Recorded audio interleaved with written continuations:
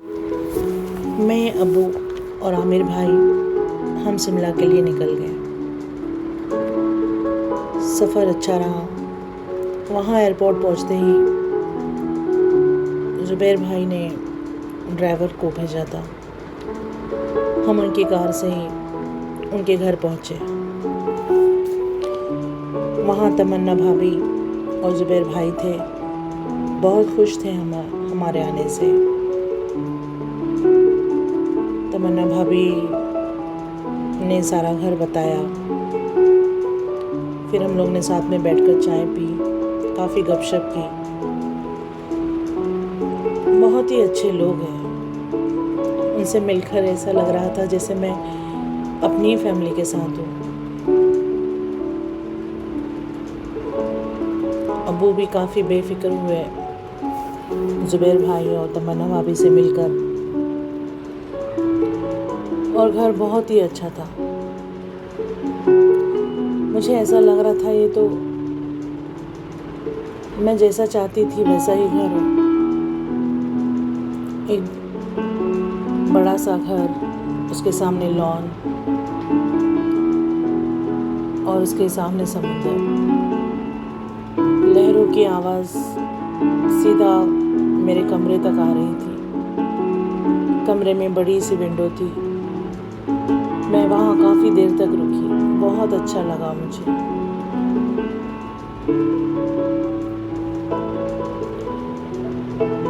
फिर काफ़ी रात तक डिनर के बाद भी हम लोग बैठे रहे। बहुत देर तक बात हुई। अब्बू और आमिर भाई मेरे पास के कमरे में सो गए और मैं भी सो गई। सो तो गई थी। रात को कुछ 1:30-2 बजे गेट खुलने की आवाज़ आई। गेट खुला, कोई कार अंदर आई। मैंने सोचा पता नहीं कौन है इतनी रात को, यहाँ कोई और भी रहता है, मुझे ये भी नहीं पता था। मैंने जाकर देखा, पर्दा हटाया तो कोई साहब कार से उतरे, घर तक आए। ज़ुबैर भाई उन्हें साथ अंदर ले गए। मैं थोड़ी घबरा सी गई थी। सोचते सोचते मुझे भी नींद लग गई। दूसरे दिन मैं जल्दी ही उठ गई थी। नीचे जाने पर तमन्ना भाभी थी। मुझे चाय दिया। हम दोनों ने चाय पी। वहाँ चाय पीने के बाद मैं यूँ ही घर से बाहर निकली तो सामने गार्डन था। वहाँ एक चेयर पर वही साहब बैठे थे जो रात को 2 बजे आए थे। कोई बुक पढ़ रहे थे वो। मैंने हिचकिचाते हुए तमन्ना भाभी से पूछा, भाभी ये कौन है? तमन्ना भाभी, अरे आओ ना यहाँ पर। और उन्होंने आवाज़ दी, जैन, हाँ यहाँ पर तो आओ। मुझे इंट्रोड्यूस कराया। वो तमन्ना भाभी के देवर और ज़ुबैर भाई के छोटे भाई जैन थे।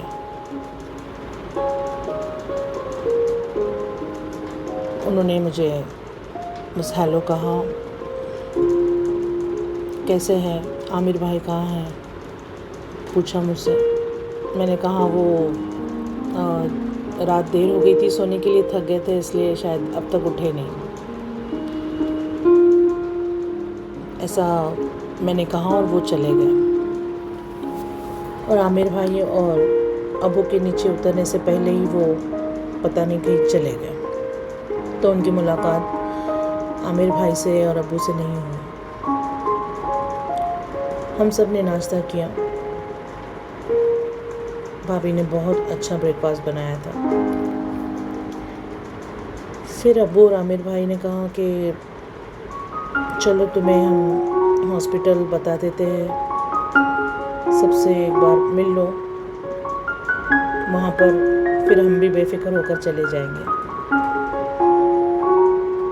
फिर अब्बू, मैं, ज़ुबैर भाई और आमिर भाई, हम चारों ही हॉस्पिटल गए। वहाँ पर हमारे सीनियर डॉक्टर थे, डॉक्टर हाशिम, जिनसे मैं कई डिबेट्स में मिली भी थी। वो मुझे पाकर बहुत खुश हुए। फिर उन्होंने हमें सब हॉस्पिटल के सभी स्टाफ से मिलाया, फिर पेशेंट से मिलाया और लास्ट में वहाँ ले गए जिनके लिए मैं यहाँ आई थी। मेरे छोटे छोटे मासूम पेशेंट्स, जिनमें कई पेशेंट्स भी थे और कोई स्पेशल बच्चे भी थे जिन्हें मैं ट्रीट करना चाहती थी। मैं सबसे मिली और उन्हें मिलकर तो मैं इतनी खो गई थी कि मुझे याद ही नहीं रहा कि मेरे साथ अब्बू, आमिर भाई, इन लोग सब हैं। वो सब ऑफिस में जाकर बैठ गए थे और मैं बच्चों के साथ काफ़ी देर रहने के बाद लंच टाइम में ऑफिस आई। फिर हाफ डे कर कर ही मैं घर भी आ गई। अब्बू ने घर लेकर आए और फिर अब्बू और आमिर भाई बॉम्बे के लिए निकल गए। मैं बहुत उदास हो गई थी, लेकिन अपना दर्द अपने तक ही रखा, क्योंकि मुझे इस तरह रोते देख अब्बू खुश नहीं रह पाते। वो मेरी आंखों में आंसू नहीं देख सकते थे, वो मुझे साथ ही ले चले जाते। इसलिए मैंने उन्हें खुशी खुशी विदा किया। अब्बू और आमिर भाई चले गए। उसके बाद मैं अपने कमरे में आई। फिर अम्मी से बात की, सारा बाजी से बात की, उन्हें अपनी खैरियत बताई और अब्बू यहाँ से निकल गए वो सब बताया। उन्हें बताया मेरा कैसा गया पहला दिन। फिर फारिस के अम्मी अब्बू को भी मैंने कॉल किया। वो लोग भी बहुत खुश थे मुझे खुश देखकर।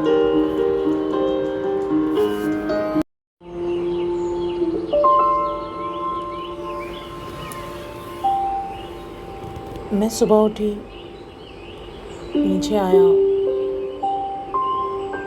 किचन में देखा तमन्ना भाभी है, मगर वो नज़र नहीं आई। सोचा खुद ही एक कप चाय बना लूँ। मैंने चाय बनाई और डाइनिंग की तरफ आ ही रही थी तो ज़ुबैर भाई के छोटे भाई नज़र आए। वो भी शायद मेरी तरह तमन्ना भाभी को ढूंढ रहे थे। मैंने उनसे कहा, भाभी शायद अब तक उठे नहीं, आपको कुछ चाहिए?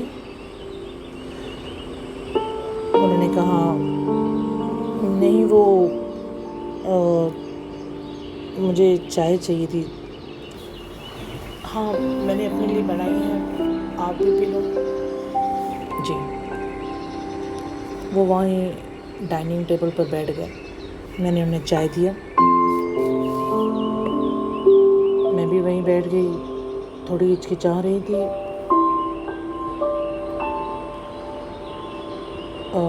उन्होंने चाय पी, पूरी चाय पी ली और कुछ भी नहीं कहा। फिर कप रखते हुए कहा, चाय अच्छी थी, काफ़ी रिजर्व है। मैंने भी थैंक्स कह दिया। फिर वो वहाँ से ऊपर चले गए अपने कमरे की तरफ।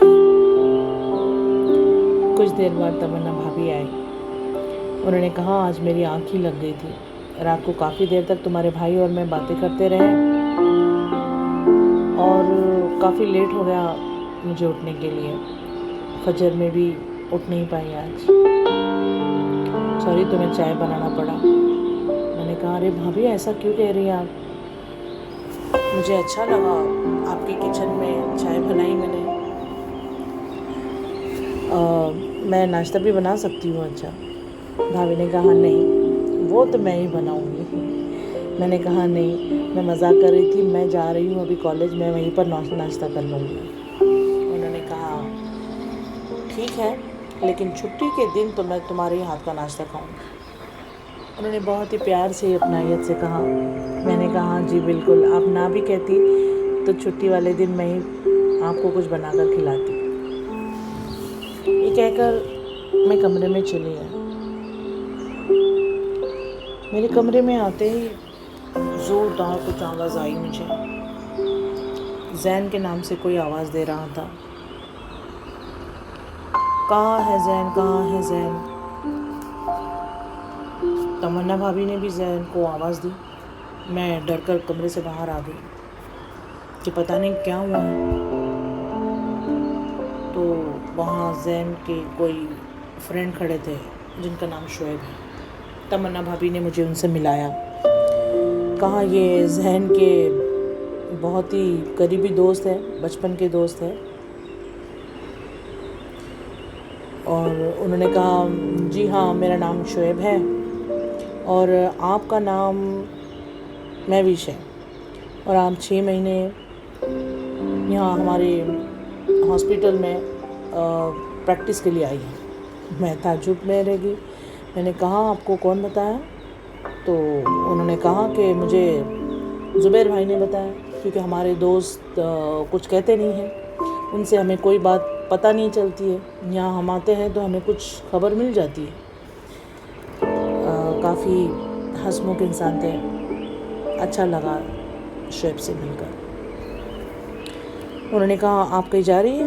मैंने कहा हाँ मैं कॉलेज के लिए निकल रही थी।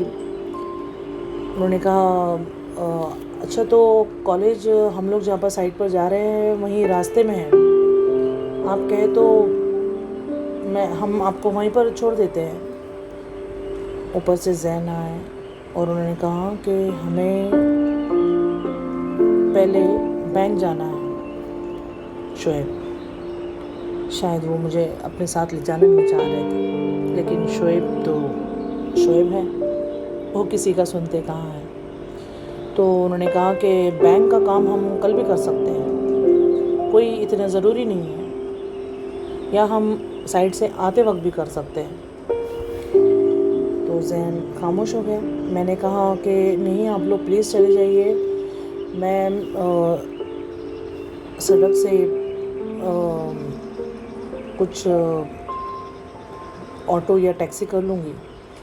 लेकिन वो नहीं माने। उन्होंने कहा जी नहीं बिल्कुल भी नहीं, हम आपको रास्ते में छोड़ देंगे और फिर हम हमारे काम कर लेंगे। इस तरह मैं उनके साथ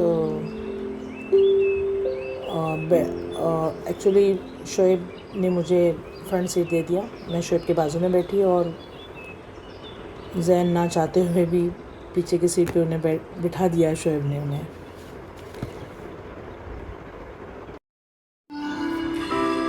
सारे रास्ते शोएब ही बात करते रहे। जैन ने कोई बात नहीं की और मैं तो सारे रास्ते हंसती ही रही। शोएब बहुत अच्छे इंसान थे। मुझे अच्छा लगा कि एक इतना खुश मिजाज इंसान, और ये है इतने खामोश, किसी से बात करना पसंद नहीं, किसी का जवाब नहीं देते। एक इतना हंसमुख इंसान इतने खामोश इंसान के साथ कैसे, पता नहीं। मैं कॉलेज चली गई और वो लोग आगे बढ़ गए। सारा दिन कॉलेज में बिजी रही।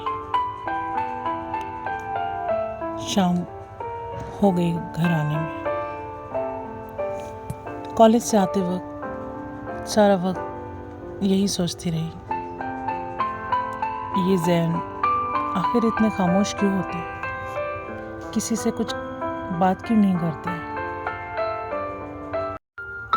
सोचते सोचते कब घर आ गया पता ही नहीं चला। घर के सामने आते ही फारिस का कॉल आ गया। उतने में शोएब और जैन भी वहाँ से आ गए और शोएब मुझसे कुछ बात ही कर रहा था तो फारिस का कॉल आ गया। कॉल रिसीव किया, शोएब को बाय कर फिर फारिस से बात की। फारिस कहने लगा, भाई कौन था ये? कौन मिल गया शिमला में? कहीं हमारा पत्ता कट तो नहीं हो गया? फारिस प्लीज़ कुछ भी मत कहो। वो जुबैर भाई के छोटे भाई जैन और उनके दोस्त शोएब थे बस। अच्छा भाई नाराज़ मत हो, मैंने तो तुम्हें यही बोलने के लिए फ़ोन किया था कि अगले हफ्ते अम्मी अबू की वेडिंग एनिवर्सरी है। मैं मुंबई आ रहा हूँ, तुम भी आ जाओ। मैं विश, लेकिन ये कैसे हो सकता है? मैंने अभी अभी ज्वाइन किया है। सॉरी बट छुट्टियाँ नहीं मिलेगी। फारिस, अरे मैडम कैलेंडर देखिए, सैटरडे छुट्टी है, नेक्स्ट डे संडे, फ्राइडे को निकल जाना। मंडे में तुम्हें शिमला छोड़कर वापस दिल्ली चला जाऊंगा। मैं विश, अच्छा ट्राई करूंगी। चलो ठीक है। कुछ देर में फ्रेश होती है। जैन को अकेले उदास बैठे देखकर उसको करीब ही पहुंचती है कि महविश के अम्मी अबू का फ़ोन आ जाता है। वो भी अगले हफ्ते की फारिस की अम्मी अबू की वेडिंग एनिवर्सरी की बात करते हैं, मगर महविश का पूरा ध्यान जैन की तरफ होता है, जो काफ़ी उदास परेशान होता है। जैसे तैसे सबका फ़ोन रखकर जैन की तरफ बढ़ती है तो जैन अपने कमरे में जाकर दरवाज़ा बंद कर देता है। महविश भी अपने कमरे में चली जाती है। दूसरे दिन फिर सुबह 7:30 बजे महविश उठकर खिड़की की तरफ झाँकती है। उसे कोई नज़र नहीं आता। चाय का कप लेकर जैन के पास गैलरी में जाती है। महविश, हाय। जैन, हाय। हाय कहकर वहाँ से निकल जाता है। महविश के तैयार होने तक तो जैन शोएब के लिए रुकता भी नहीं और अकेले ऑफिस चला जाता है। तमन्ना भाभी जुबैर से, जुबैर, जैन की खामोशी मुझसे अब बर्दाश्त नहीं होती। कब तक ऐसे चलेगा? कल कई दिनों बाद उसे मुस्कुराते हुए देखा तो दिल खुश हो गया, बट कल रात से फिर वही उदासी। ये कहकर रोने लगती है। जुबैर तमन्ना को समझाता है पर ख़ुद भी उदास हो जाता है। महविश ये सब देखकर हैरान हो जाती है कि आखिर क्या बात है।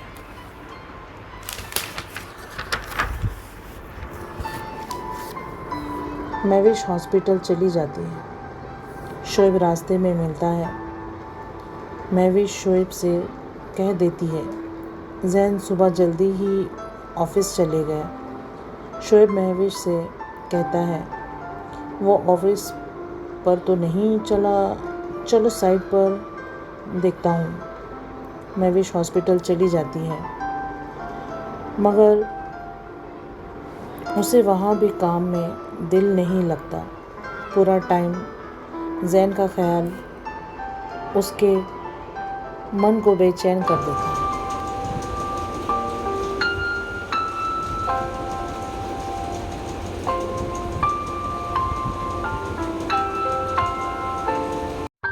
ये था मेरी कहानी, मेरे हमसफ़र का तीसरा पार्ट। मैं राइटर बनने की कोशिश तो कर रही हूँ, मगर मैं कैसा बोलती हूँ ये मुझे नहीं पता। ये मेरी पहली कोशिश है। उम्मीद है आपको पसंद आई होगी। आपकी राय मेरे लिए बहुत अहम है, इसलिए मुझे कमेंट करके बताइए। मिलते हैं अगले थर्सडे और फ्राइडे मेरे हमसफ़र में। महविश की ज़िंदगी अब किस मोड़ जाती है, देखिए मेरे साथ ज़िंदगी कुछ ख़ास है चैनल तहरीम खान के साथ।